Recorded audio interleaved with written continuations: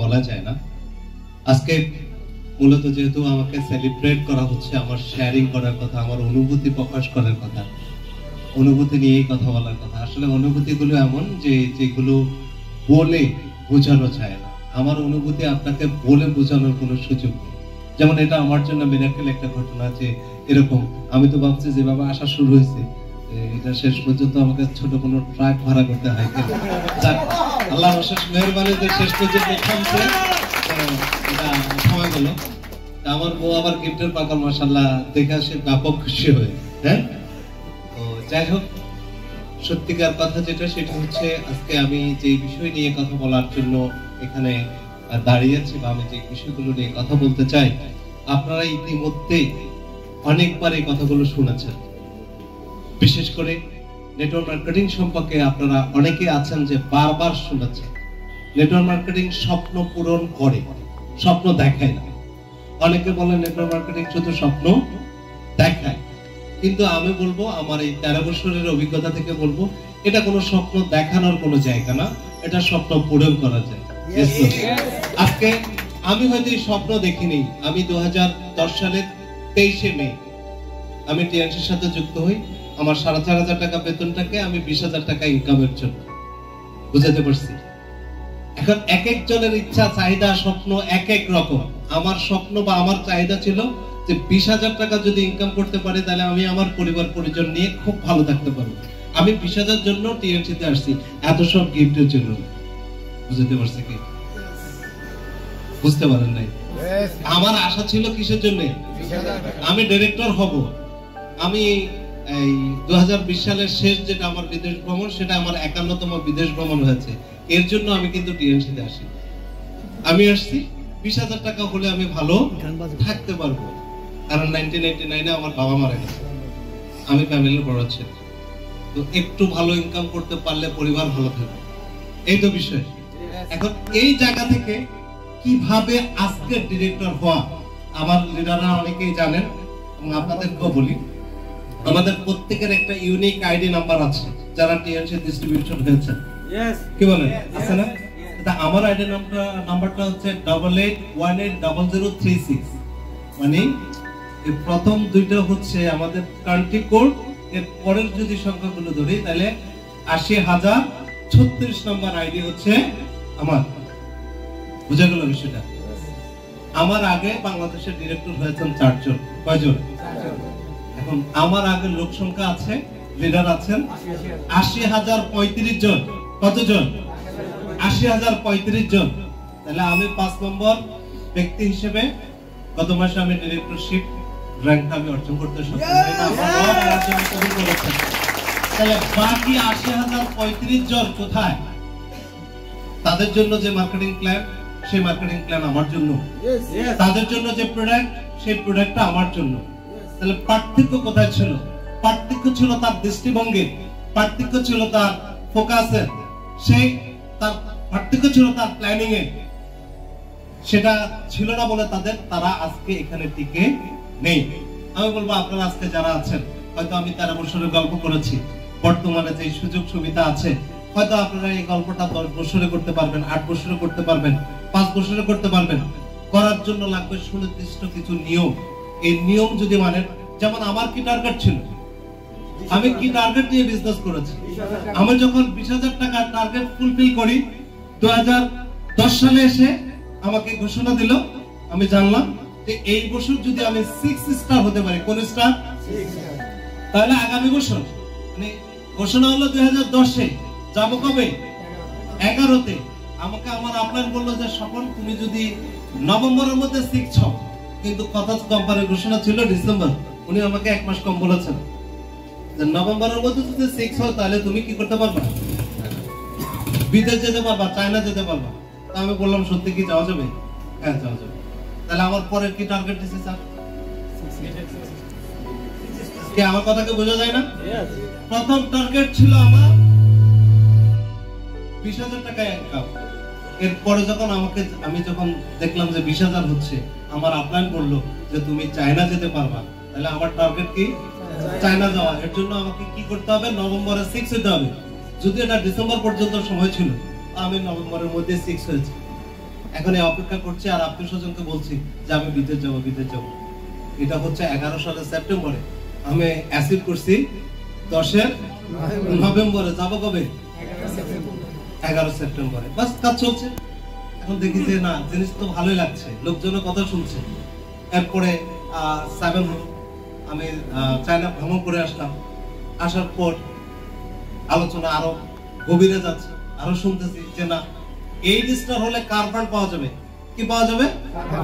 8 star হওয়ার পরে কার fund পাওয়া যাবে। যোগ্যতা হচ্ছে আপনি এই কার ফান্ড পাওয়ার জন্য আপনার র‍্যাঙ্কটা মিনিমাম 8 স্টার লাগবে। বুঝাতে পারছি বিষয়টা? তা আমি এবার চিন্তা করলাম তাহলে আমার র‍্যাঙ্কটা 8 স্টার হতে হবে। 8 স্টার হলে আমি কি করতে পারবো? কার ফান্ড অ্যাচিভ করতে পারবো। আমি 2012 সালের জুলাই মাসে 8 স্টার র‍্যাঙ্ক অর্জন করি। 2013 সাল আমি কার ফান্ড পাই নাই, 2014 সালে আমি কার ফান্ড পাই। তারপরে প্রত্যেকটা পদক্ষেপ, কেন আজকে 80,035 জনের অস্তিত্ব নেই? অনেকে বিজনেসে আছেন কিন্তু ডিরেক্টর নেই। বুঝাতে পারছি বিষয়টা? প্রত্যেকটা স্টেপ আপনাকে দেখতে হবে, প্রতিটা পদক্ষেপ একটার পর একটা টার্গেট যদি আপনি ফুলফিল করেন তাহলে আপনি আপনার জায়গাটায় যেতে পারবেন। 2014 সালে আমি কার ফান্ড পাই। 2015 সালে কোম্পানির একটা স্পেশাল ঘোষণা হলো যে কোম্পানির $2 লাখ, তখন $1,90,000 ছিল, $1,95,000 রিওয়ার্ড ছিল। যে এটা যদি তুমি নিতে হয় তাহলে তোমার র‍্যাঙ্ক হইতে হবে ডিরেক্টর। কি র‍্যাঙ্ক হইতে হবে? তো ডিরেক্টর হওয়া তো অসম্ভব, বাট স্পেশাল একটা প্রমোশন দিল। যদি এই সময়ের মধ্যে কেউ যদি গোল্ড লায়ন হয় এবং এইটুকু পরিমাণ সেলস দিতে পারে তাহলে সে সমস্ত অ্যাওয়ার্ড রিওয়ার্ড একসাথে পাবে। আমি চিন্তা করলাম এটাই তো একটা সুযোগ, সুযোগটা আমাকে নিতে হবে। বুঝাতে পারছি বিষয়টা? তাহলে আমার পরবর্তী টার্গেট কি হলো?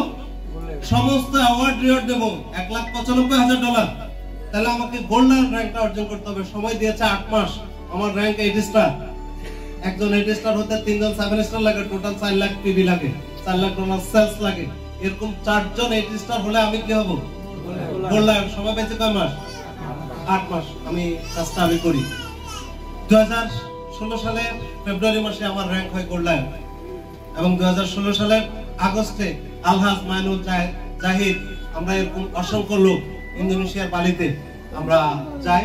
সেখানে এরকম একটা ছোট্ট সেলিব্রেশনের আয়োজন করে কোম্পানি আমাদের জন্য।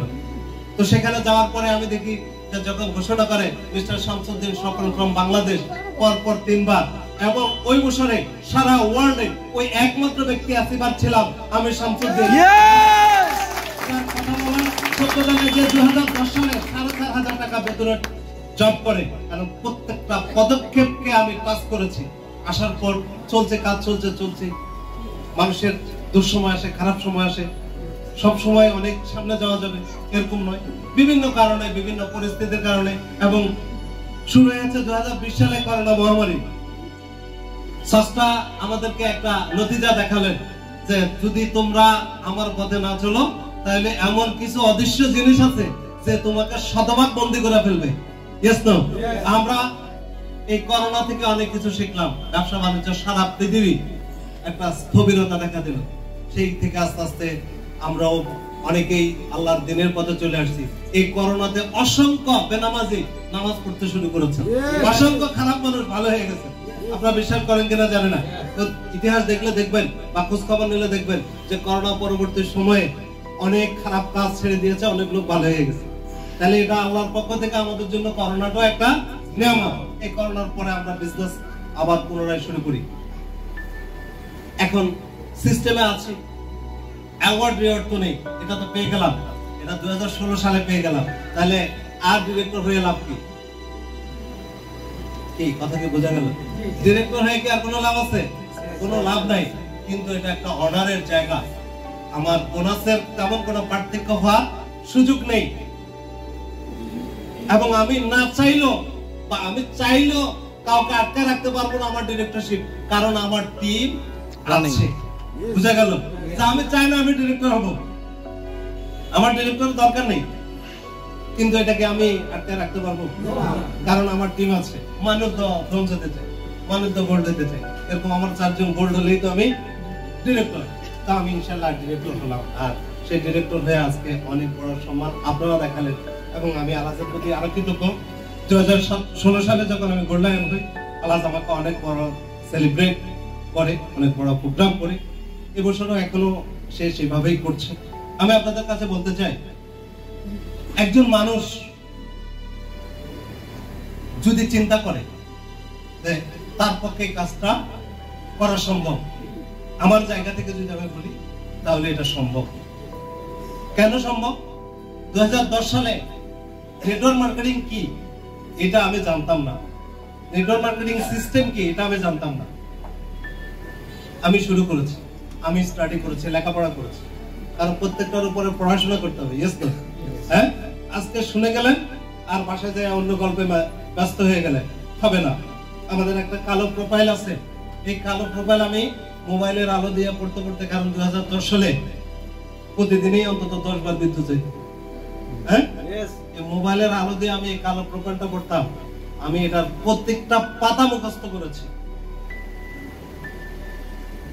প্রতিটা পাতা মুখস্থ করেছি। একসময় ঘোষণা করেছে যদি তুমি মাসে 50,000 টাকা ইনকাম করতে চাও তাহলে এই বইটা মুখস্থ করো। এরকম প্রতিটা পদক্ষেপকে আমি সামনে নিয়ে আসছি। আমি আপনাদেরকে বলতে চাই যে 2010 সালে যে ছেলেটা 4,500 টাকা বেতনে জব করেছে, আজকে আগামীকালকে আমার ছোট মেয়ে আছে, ও বলতেছে বাবা, প্রায় বলে যে বাবা আমি প্লেনে যাবো। তো আমি বললাম তোমার না প্লেনে দিছি, বলতেছে না বাবা এই প্লেনে যাইলে হবে না, আমার হয়তো তুমি আমি উঠলাম আর নামলাম 3 বছর বয়স, আমাকে বিদেশ নিয়ে যেতে হবে। কোথায় নিতে হবে? বিদেশ নিয়ে যেতে হবে। তো ঠিক আছে বাবা, এবার পাসপোর্ট করো, ভিসা করো, করলাম। উনি বিদেশ যাবে পুতুল কিনতে, খেলনা কিনতে বিদেশ যাবে। আমার 3 বছরের বাচ্চা খেলনা কিনতে কি করবে? বিদেশ যাবে। তো ঠিক আছে ফাইনাল। এখন পরে বললাম যে দেখো তুমি তো একটু খরচ বেশি করো, কয় টাকা আর করি, তাহলে মাসে 1.5 লাখ 2 লাখ টাকা একটা বেশি খরচ হলো না। তুমি ডিরেক্টর, আমি গর্ব করে বলতে পারি আমার জামাই ডিরেক্টর। এবার দেখা পরিশ্রম করলাম আমি, ক্রেডিট নিচ্ছে উনি। আসলে আমার আম্মা এক সময় আমাকে টিএনসি নিয়ে খুব নেগেটিভ করছে। কি নেগেটিভ করেছে? যে বাবা তোমার তো লেখাপড়া কোনোদিন ডাক্তারি পড়াই নাই। আর 2006 সালে আমার একমাত্র ছোট ভাই মারা গেছে, তো আমি ছেলে হিসেবে একা। তো আমার আম্মা বলতেছে বাবা তো কোনো দরকার নাই, আমার তো টাকা পয়সা, তুমি একটা কাজ করো, এসব ছাইরা দিয়ে আগে যেহেতু চাকরি বাকরি করছো ওরকমই করো, কারণ পুলিশ এটা সেটা যা ঝামেলা করলে আমি তোমাকে ছাড়াই নিতে পারবো না। তাহলে মা এরকম বললে আসলে ছেলের পক্ষে কি কাজ করা সম্ভব? কিন্তু আমি মারা বলছি মা আমি আসলে যে কাজটা করি এটা ডাক্তারিরও কোনো বিষয় না, আর পুলিশও আমাকে ধরার কোনো বিষয় নেই। আজকে ক্রেডিট কে নিচ্ছে? আমার মা নিচ্ছে। ইয়েস তো? আমার মা আমাকে জিজ্ঞাসা করে আরো 4-5 বছর আগে যে সফল তুমি কি কোটিপতি হইছো? তা আমি বললাম আমরা একটু হিসাব করেন না। তা আমার মা হিসাবের মানুষ হচ্ছে, এখানে মুরব্বী যারা আছে তারা জানে 1 কোটি 2 কোটি 3 কোটি 5 কোটিতে 100, বুঝতে পারছেন তো? তা আম্মা জান হিসাব করে এভাবে, হিসাব তো কোটিপতি, বুঝতে পারছেন কিনা? আমার ছেলে কোটিপতি। আমার আম্মার আবদার ছিল আমার মামাদের কাছে, আমার বাবা অনেক আগে মারা গেছেন, আমার মামারা বিশাল সম্পদশালী। তো আমার মায়ের আবদার ছিল 4 ভাইয়ের কাছে যে বাজারে তোদের অনেকগুলো দোকান আছে, একটা দোকান আমারে দিস আমার বাবার হক থেকে, তাতে আমার 2 ছেলে অন্তত চাটা বানাইয়া বেচা খেতে পারবে। তাহলে আমার মায়ের আশা ছিল বাজারে একটা দোকান পাওয়া। আমি আমার মাকে 4টা দোকান কিনে দিছি আল্লাহর রহমতে। আমার মামাদের একটা হবে, মামারা দেয় না। এমন টোটাল আমার আম্মার গ্রামে থেকে 57,000 টাকা ভাড়া পাই। এটা আমার আম্মা ব্যবহার করে, আম্মার কাছে ব্যবহার হয়, কখনো হিসাবও নেওয়া হয় না, কোনো চাওয়াও হয়। কেন আজকে এই কথা বললাম? আমাদের সন্তানদের, আমাদের মা বাবাদের অনেক প্রত্যাশা আছে আমাদের সন্তানদের কাছে। কেউ সরাসরি বলে, কেউ ঘুরিয়ে পেঁচিয়ে বলে। আমরা সন্তান যারা, আমরা সেটা বুঝি না। আমার মা বাবার চাহিদা পূরণ করার জন্য আমরা কখনো চেষ্টা করি না। কি করলে আমার বাবার স্বপ্ন পূরণ হবে, আমার মায়ের স্বপ্ন পূরণ হবে, আমার সন্তানের স্বপ্ন পূরণ হবে, সেই জিনিস আমরা করি না। আমার ওই এক মামাদের মধ্যে একজন অ্যাডভোকেট, উনি আজকে 30 বছর ল প্র্যাকটিস করেন, উনি ল্যাবে ভর্তি আছে। গতকালকে আমার আম্মা আসছেন, দেখতে আসছেন। এই মামা ম্যাট্রিক পর্যন্ত তখন আমার বাবার বাড়িতে, মানে আমার মায়ের কাছে থেকে লেখাপড়া করেছেন। তো উনি অসুস্থ, বারবার আম্মা বললো যে মদিন আমার বারবার হাতে ধরে, কিন্তু মাপ টাপ তো চায় না, বুঝছেন কিনা? মাপ তো চায় না, কিন্তু বারবার হাতে ধরে। মানেই হচ্ছে উনি ম্যাট্রিক পর্যন্ত আমার বাবার খেয়ে পড়ে ধরেন লেখাপড়া করেছে। আমার নানা সম্পদ থাকলো, ওরা গ্রামের মানুষ, আমার বাবা যেখানে ছিলেন সেখানে স্কুল কলেজের ব্যবস্থা ছিল বলে আমার মামা সেখানে থেকেছে। কিন্তু হয়তো বিয়ের পরে অথবা তার কর্মজীবনে আমার মায়ের জন্য, তার বোনের জন্য ওনার করণীয় কিছুই ছিল না, যার জন্য হয়তো এই শেষ মুহূর্তে এসে ক্ষমা চাইতে যায়, হয়তো ক্ষমা চায় নাই, বারবার হাতে ধরেছে। কিন্তু আমি যখন পরে বললাম যে মামার কি সমস্যা বলেন, বলতেছে ভাগিনা 30 বছর তো প্র্যাকটিস করলাম, আসলে ফাইনালি কিছুই করতে পারলাম না, নিজের জন্য না অন্য কারোর জন্য। বুঝাইতে পারছি বিষয়টা। আমি মামারে বললাম যে মামা যদি কোনো প্রয়োজন মনে করে তাহলে বললেন, কোনো অসুবিধা নেই। অথচ এই মামারা যখন ঢাকা থেকে যেত 100 টাকা, 50 টাকা, 20 টাকা, ঈদের সময় 2 টাকা বকশিস। কয় টাকা? 2 টাকা। অনেক খুশি থাকতাম। তো সময়ের প্রেক্ষাপটে আপনাকে সিদ্ধান্ত নিতে হবে। আমার মামার সিদ্ধান্তটা ভুল ছিল তা নয়, কিন্তু মামার যে পরিমাণ পরিশ্রম করা দরকার ছিল, মামার 30 বছর প্র্যাকটিস করে আজকে আয়শা সে উপলব্ধি করলো যে সে জীবনে কিছুই করতে পারে নাই, নিজের জন্যও না, পরিবারের জন্যও না। মামার পেশাটা ছোট বা খারাপ এরকম নয়, মামার পেশা অনেক সম্মানের পেশা, কিন্তু সেই পেশায়ও মামা সফল হতে পারে নাই। অনেক লয়ার আছেন যারা আমার মামার মতো হ্যান্ড টু মাউথ, দিনে আনে দিনে খায়, কারণ তাদের সেইভাবে কি করলে এখানেও আজকে 80,035 জন কেন পারে নাই? কারণ তাদের প্ল্যানিং এ বলছিল, তাদের স্বপ্নে বলছিল, তারা কাজটাকে কাজ বলে মনে করে নাই, দরকার করতে হবে, উপায় নেই, করেছি। বিষয়টাকে বুঝতে পারছেন? আমার মামারও সেম অবস্থা হচ্ছে, উনি এটাকে আরো কিভাবে কি করা যায়, ওনার এরই মধ্যে উনি আরো লেখাপড়া করতে পারতেন, ওকালতি নিয়ে উনি ভিন্ন পন্থা অবলম্বন করতে পারতেন। উকিলদের মধ্যে সেরা উকিল আছে না, লক্ষ লক্ষ টাকা কামায়, এরকম উকিল আছে না? তো কেন উনি কেন পারলেন না? পেশা তো একটাই, কথা বলেন। তার মধ্যে কি ছিল? প্ল্যানিং এ ভুল ছিল। ওই প্ল্যানিং এর ভুলের কারণে 30 বছর প্র্যাকটিস করার পরও উনি স্বাচ্ছন্দ্যে চলার ব্যবস্থা নাই। আমি যেটা বলতে চাইছি, প্রত্যেকটা কাজকে মনের থেকে করতে হবে, আন্তরিকতা দিয়ে করতে হবে। আজকে এই যে স্বপ্ন পূরণের কথা, 2011 সালে আমি চায়না ভ্রমণ করি প্রথমবার। 2020 সালের ফেব্রুয়ারি মাসে আমার শেষ ভ্রমণটা ছিল, এটা আমার 51তম ভ্রমণ। এখন চাই তো আল্লাহ চাই তো আগামীকালকে যাব। কালকে এন্ডোজ করতে গেলাম কার্ড এবং ক্যাশ। যেটা বলার জন্য বলছি সেটা হলো 2011 সালে আমি যখন চায়না ভ্রমণ করি, যেহেতু কোম্পানির ট্যুর, তাহলে সমস্ত খরচ কার? কোম্পানির। আমি আমার লিডার সহ যাবতীয় যাদেরকে বললাম যে আমার কি আর কোনো টাকা লাগবে?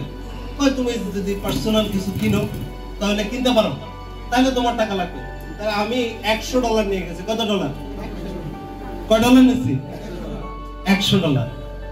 কালকে আমি এন্ডোজ করাইছি এবং ক্যাশ কিনছি $5,000। কত ডলার? $5,000। তাহলে 2010 সালে 4,500 টাকা বেতনের লোকটা, 2011 সালে প্রথম ভ্রমণে যাওয়ার লোকটা $100, আজকে 2023 সালে এসে বুঝে গেল। শুধু প্ল্যানটা করতে হবে। তো আল্লাহ যদি চাই 27 তারিখ আসবো, 28 তারিখ দেশে আছি, 1 তারিখে দ্বিতীয়বার আল্লাহর ঘর জিয়ারতের জন্য ইনশাআল্লাহ সৌদি আরব যাচ্ছে উমরার জন্য। 12 তারিখে ফেরার পথে আরব অঞ্চলের দুবাই শেখরা নাকি লাক্সারি লাইফ লিভ করে। তো যদিও কোম্পানি থেকে দুবাই এর আগে যাওয়া হয়েছে, আমার যাওয়া হয় নাই। তা আমি চিন্তা করলাম আসার পথে 2টা রাত দুবাই থেকে আসি, তারা কেমন লাইফ লিভ করে এটা দেখা দরকার। Yes no? এরকম লাইফ লিভ কি আপনারা করতে চান? যেই গল্পটা করেছি, আপনি যদি ট্রাভেল হিস্ট্রি দেখেন তাহলে এই 1 মাসে আমার ট্রাভেল হয়ে আছে 6 লাখ থেকে 7 লাখ টাকা। অথচ 2010 সালে আমি কিন্তু 4,500 টাকা বেতনে জব করতাম। তাহলে আমার সিদ্ধান্ত, আমার পরিশ্রম, আমার মেধা, আমার টার্গেট, আমার ফোকাস থেকে আমাকে কেউ কখনো দূরে সরাতে পারে নাই। আজকে যারা 80,035 জন যারা পারে নাই, তাদের জন্য সেম মার্কেটিং প্ল্যান ছিল, সেম প্রোডাক্ট ছিল, পারে নাই, শুধু তাদের দৃষ্টি যে যেদিকে নিছে যেমন এই যে আমি হাত মারতেছি আর আপনাদের চোখ একবার এই দিক সেদিক যাচ্ছে, ইয়েস নো? কেন যাচ্ছে কেন? আমার চেহারাই দেখেন না, হাতেরটা তো দেখছেন, এটার দিকে দেখা দরকার কি? একবার এদিকে নিচ্ছি, এদিকে দেখতেছেন, ওইদিকে নিচ্ছি, ওইদিকে দেখতেছেন, আপনি আপনার ফোকাস থেকে দূরে সরে যাচ্ছেন, যেটা আপনাকে ব্যর্থতায় নিয়ে যাবে। আমি আপনাদের কাছে বলবো যে আপনারা অবশ্যই যদি সিদ্ধান্ত নিয়ে থাকেন যে টিএনসি করবেন, তাহলে আপনাকে প্ল্যান করে আগাতে হবে। হাজার ঘটনা ঘটবে। তুরস্ক, যদিও আমরা তুরস্কের প্রতি আমরা আন্তরিকভাবে সমবেদনা জানাই যে কয়েকদিন আগে বড় ধরনের ভূমিকম্প হয়েছে। আমার ওখানে যাওয়ার সৌভাগ্য হয়েছে। আমি 2016 সালে গিয়েছি। আপনারা সুলতান সুলাইমান দেখেছেন, অটোমান সাম্রাজ্যের ছবি দেখেছেন, খুররামের কূটনীতি চাল দেখেছেন, ওটা আমি সরাসরি দেখার সৌভাগ্য হয়েছে। টিএনসির কারণে আমি এটা সৌভাগ্য হচ্ছে আমার সরাসরি দেখা।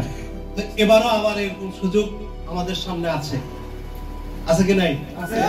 এবছর কোম্পানির 28তম প্রতিষ্ঠা বার্ষিকী অনুষ্ঠিত হবে তুরস্কের ইস্তাম্বুলে, আনাতোলিয়াতে। চাইলে আমরা এখানে যে কেউ যেতে পারি, চাইতে হবে। যাবেন আপনারা কেউ? ইচ্ছা আছে? হ্যাঁ, তাহলে সামান্য কিছু কাজ করতে হবে।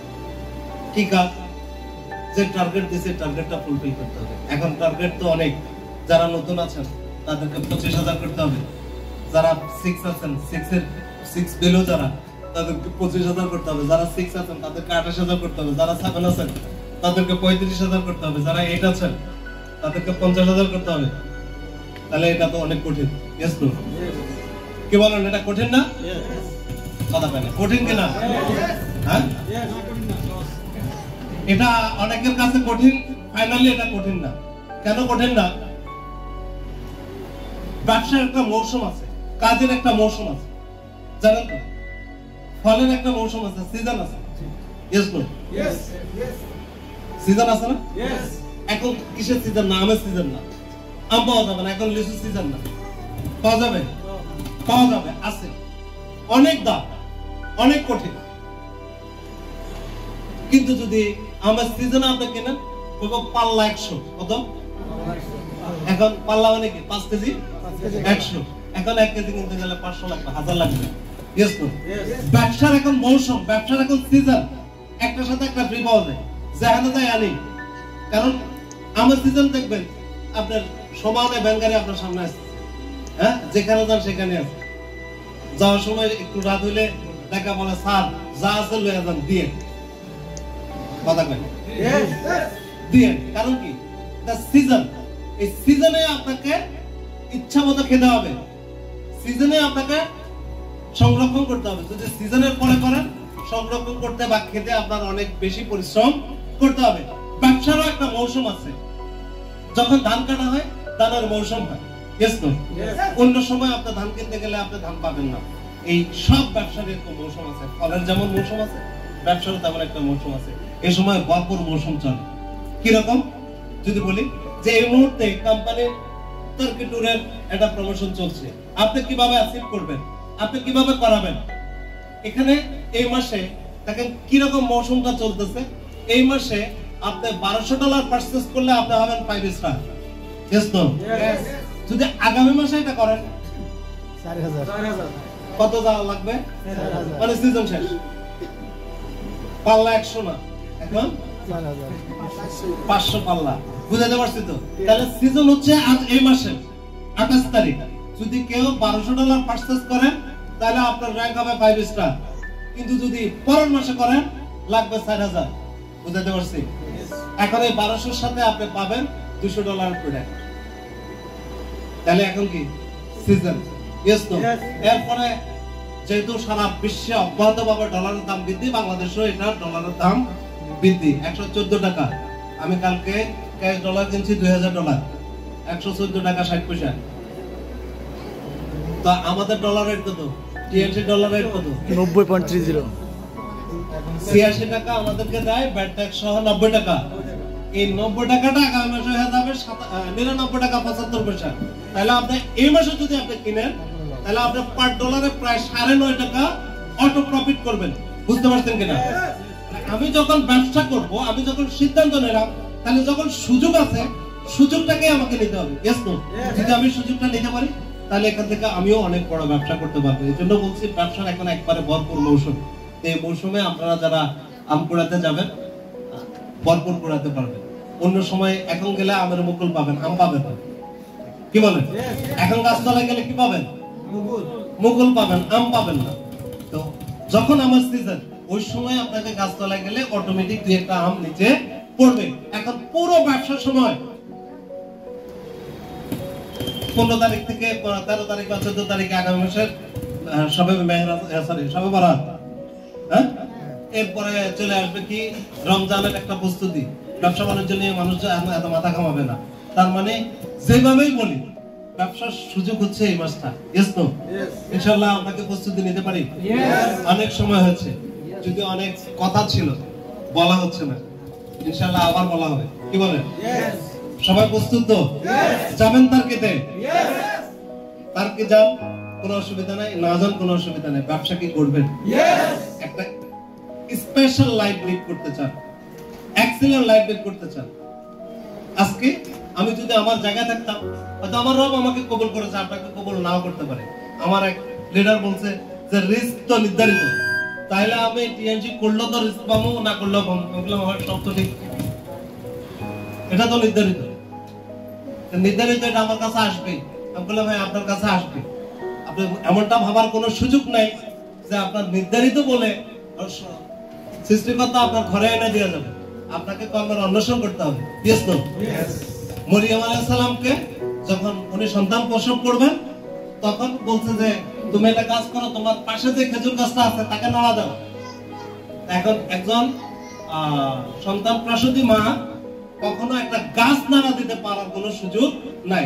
তো উনি এটার দোষে অটোমেটিক খেজুর করছে। তো চেষ্টা চাইলে তো ওই কথা না বলেও তার মুখের সামনে খেজুরটা দিয়ে দিতে পারতেন। তাহলে আপনাকে আমাকে প্রত্যেকে কি করতে হবে? অবশ্যই কম বেশি পরিশ্রম করতে হবে। এখন যদি রিস্ক নির্ধারিত হয়ে থাকে, যারা ঘুষ খায় কামায় এটাও নির্ধারিত, যারা সুদ খায় কামায় এটাও নির্ধারিত। কি বলেন? টাকা আপনি 1000 পাবেন, এটা আপনি চিন্তা করেও নিতে পারেন, পরিশ্রম করেও নিতে পারেন। আপনার জন্য বরাদ্দ কত? আপনি এটা পাবেন। আপনি চুরি করেও পারেন, চিন্তা করেও পারেন, বা ঘুষ অন্য কোনো পন্থায় পারেন, আবার শতভাগ পরিশ্রম করেও আপনি এটা করতে পারেন। তো আমরা পরিশ্রম করে করতে চাই। ইয়েস তো?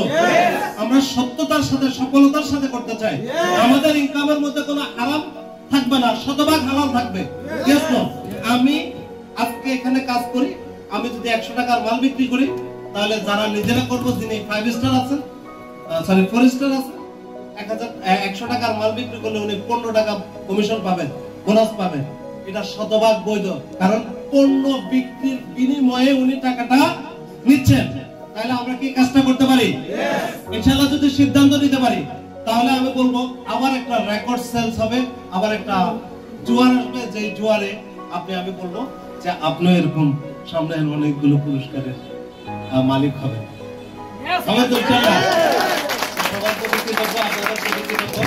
যে আপনারা আমাকে যথেষ্ট সম্মানিত করেছেন। যদি এই সম্মানিত করার সাথে সাথে আপনারা যদি আমার সাথে ভালোভাবে বিজনেসটা করেন, এবং যদি বেশিরভাগ লোককে নিয়ে আর কি যেতে পারি, আমাদের যেমন আজকে চিন্তা করছি, আমাদের এক লিডারও বললো যে আমরা কোনো হজের প্যাকেজ বা উমরার প্যাকেজ দিতে পারি কিনা।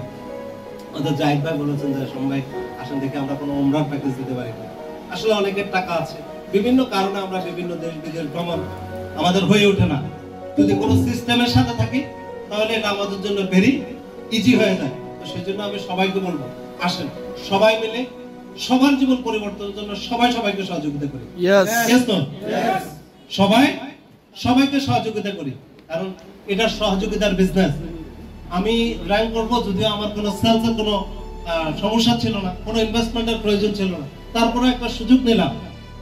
সেটা হচ্ছে যে আত্মীয় স্বজনের কাছে টাকা ধার চাইতে শুরু করলাম, যে আমি র্যাঙ্ক করবো। আমি একটু মিথ্যাই বললাম যে আমার প্রায় 30-32 লাখ টাকা ইনভেস্টমেন্ট লাগবে। এই মুহূর্তে আমার কাছে সেই পরিমাণ টাকা নেই। তাহলে তোমরা আমাকে সহযোগিতা করো। এরকম 63 জন আত্মীয়র কাছে টাকা চাইলাম। কতজন? 63 জনের কাছ থেকে টাকা চাইয়া একজনের কাছে পাই নাই। দুঃখজনক না? 6 লাখ টাকা পাইছি। যাদের কাছে চাই নাই তাদের কাছে। যদিও টাকার আমার কোনো প্রয়োজনীয়তা ছিল না, আমি চিন্তা করলাম এখানে একটু পরীক্ষা করা দরকার, কারণ আমি এছাড়া তার কাছে হাওলাত চাওয়ার সুযোগটা কোথায়? কারণ সবাই জানে আমি ভালো আছি, এবং এটা বাস্তবতা যে 4-5 লাখ টাকা ইনকাম হচ্ছে, তো আমি কেন আরেকজনের কাছে ধার চাইবো? কথা কি বুঝতে পারছেন? একটা সুযোগ আছে ধার চাই। তো ধার চাওয়ার পরে এক একজন এক এক ভাবে আমাকে উত্তর দিচ্ছে। উদ্দেশ্যটা কি জানেন? আমাকে বেশিরভাগ ডিরেক্টর হলে কি হয়, আমার অবস্থান কি হবে সেই বিষয়ে জানতে চাইছে। বুঝাইতে পারছি যে সকল তুমি তো স্টেপ গোল্ডলাইন বললা, এটা একবার বুঝাইলা, গোল্ডলাইন বুঝাইলা, ডিরেক্টর হলে কি হবে? তো আমি বললাম ডিরেক্টর হলে যে আমি অনেক টাকা পাওয়া যাবো, বিষয়টা এরকম না। বিষয় হচ্ছে বাংলাদেশে যে বিজনেস পলিসিতে টিএনসি আমার মতামত দেবে, সারা ওয়ার্ল্ডে যে বিজনেসটা হবে টিএনসি গ্রুপের, সেখানে আমাদের একটা মতামত থাকবে, এবং ইনকামের মাত্রা একটু বাড়বে। বেশিরভাগ আত্মীয় আমাকে এই র্যাঙ্ক সম্পর্কে জিজ্ঞাসা করছে। আমি শতভাগ নিশ্চিত যে তারা আমাকে হেল্প করে না যাতে আমার একটা নাম। বুঝাইতে পারছি কিনা? আমাদের কোনো আত্মীয় চায় না যে আমাদের আরেকটা আত্মীয় ভালো হোক। এমনকি আমরা মা বোন যারা আছে, যে পাশের বাড়ির মেয়ের জামাই একটু শ্বশুর বাড়ির জন্য ভালো কিছু করে, এটাও বাড়ির লোকেরা পছন্দ করে না। আমাকে মেয়ের জামাই এত কিছু করে না, এর মেয়ের জামাই এত কিছু করে না। বুঝাতে পারছি তো? তার মানে হচ্ছে এখানে কোনো আত্মীয় চায় না তার আত্মীয়টা অনেক বড় হোক। শুধুমাত্র নেটওয়ার্ক মার্কেটিং এ এসে প্রত্যেকে চায় প্রত্যেকে বড় হোক।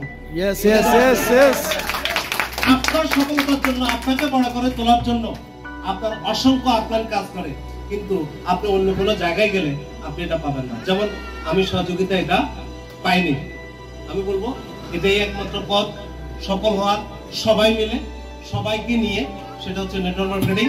এবং এই নেটওয়ার্ক মার্কেটিং এর মধ্যে টিএনসি হচ্ছে সর্বোত্তম জায়গা, যেটা আমরা গত 13 বছর ধরে আমি পার্সোনালি করি। আলাদ ভাই 7-8 বছর ধরে আছেন। ইনশাআল্লাহ আপনারাও যদি থাকেন, আমার বিশ্বাস এরকম সম্মান এবং সম্মানই দুইটাই আপনার জন্য অপেক্ষা করছে। আমরা ইনশাআল্লাহ প্রস্তুতি নিতে পারি। সবার প্রতি কৃতজ্ঞতা জানিয়ে আজকের মতো আলোচনা শেষ করলাম। দোয়া রাখবেন সুস্থ সফল অবস্থায় এই সফরগুলো শেষ করে ইনশাআল্লাহ আপনাদের সাথে আসতে পারি। সবাইকে অসংখ্য ধন্যবাদ।